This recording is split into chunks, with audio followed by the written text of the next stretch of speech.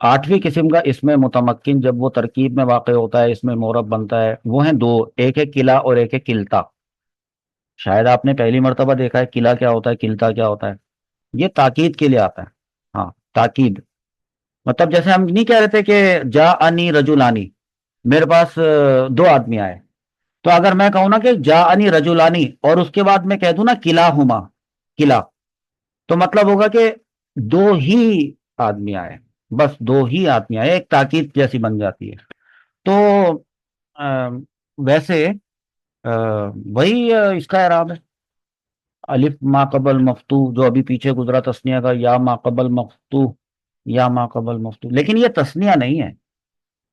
बस ये कह सकते हैं कि इसका एराब वही वाला होता है जो तस्निया का एराब होता है। हाँ बस।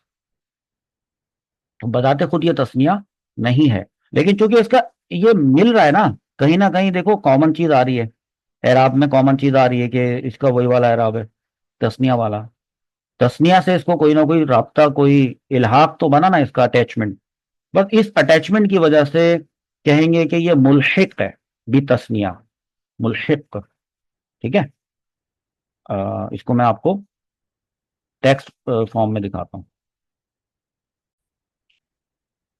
स्टेटमेंट किला और किल्ता, ये दोनों ताकीद के लिए आते हैं। अभी बताएंगे ताकीद कैसे होती है। ये दोनों तस्निया नहीं है, नहीं है, क्योंकि इनका वाहिद नहीं होता। नहीं होता। भाई तस्निया तो उसको कहते हैं ना जिसका वाहिद होता है, इनका तो कोई होता ही नहीं है वाहिद। अलबत्ता तस्निया वाले एराब रखने की वजह से इनको क्या कहते हैं, ये कहते हैं मुल्हिक ब तस्निया। बस ये याद रखना, छोटी सी बात है। और जब ये जमीर की तरफ मुदाफ हो, अगर जमीर की तरफ मुदाफ ना हो तो उसकी तो बात ही नहीं कर रहे हैं। बात कर रहे हैं कि जब ये जमीर की तरफ मुदाफ हो, मुरक्कब इजाफी की सूरत में आएंगे तो इनका एराब ये होता है, वही होता है अलिफ मा कबल मफ्तू और या मा कबल मफ्तू और या मा कबल मफ्तू। तस्निया का सबक पीछे अभी गुजरा, उसमें बताया था कि तस्निया की हालत रफ़ई अलिफ मा कबल मफ्तू से आती है, और हालत नसबी और जर्री ये दोनों या मा कबल मफ्तू से आती है। तो इसका मतलब है वही तो एराब है जो तस्निया का एराब था, यहां पर भी वही वाला एराब है। बस ये देखना था।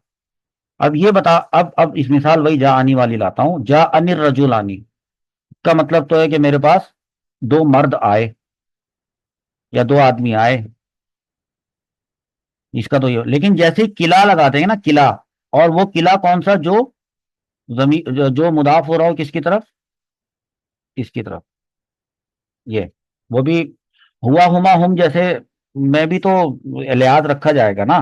तस्निया वाला हुमा लाया जाएगा, सीगा तस्निया जमीर का। तो किला हुमा बना। तो भाई जब किला हुमा लगाया तो मतलब हुआ मेरे पास दो ही। दो ही मर्द है। यही मैंने राइतुर रजुलैनी, अब ये कह रहे हैं कि या माकबल मफ्तू होना चाहिए। देखो भाई, किला था ना, किला, तो जो किला था, अब देखो क्या हुआ, क्या क्या लिखा हुआ है ये,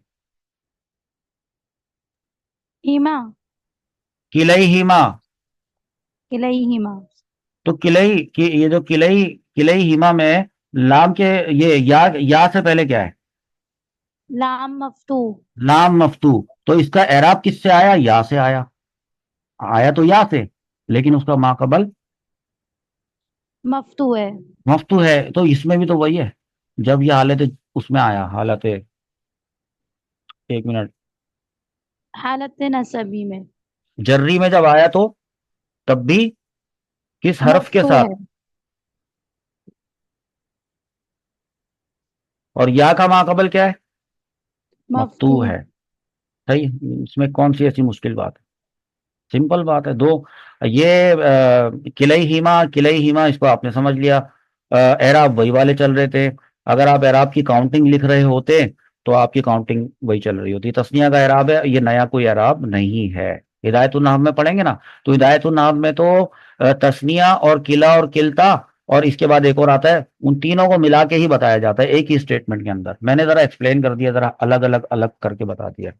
एक बात अगला जो सबक आने वाला है वो बहुत आसान है, इससे भी ज्यादा आसान है। वो भी इसी से मुताल्लिक है, यानी उसमें भी तस्निया ही की बात की जाएगी या तस्निया जैसी मिलती जुलती बात की जाएगी। चलें बात करते हैं वो वाली।